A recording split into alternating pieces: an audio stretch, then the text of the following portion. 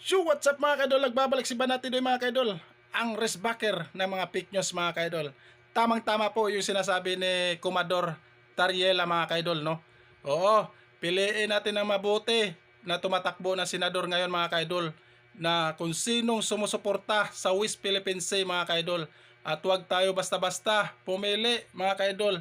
Oo, dahil alam naman natin kung sinong pro-China, sinong pro-Philippines mga kaidol.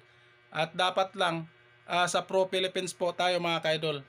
Kasi po sila lang po ang sumusuporta sa West Philippine Sea mga kaidol. Panoorin mga kaidol si Commodore Tariela mga kaidol. Salute po sa iyo idol. Panoorin. Tingnan natin isa-isa kung sino ang mga kandidato na iniendorso nila. Kung sila ba ay susuporta sa laban natin sa West Philippine Sea, magkukunya ring sumusuporta at sasakyan lang ang issue dahil noon hindi naman sila talaga sumusuporta, or talagang malakas ang loob nila na kampihan ng China at sabihin ang West Philippine Sea ay hindi naman talaga dapat nating isama sa usapin ng bawat Pilipino pagdating sa susunod na halalan.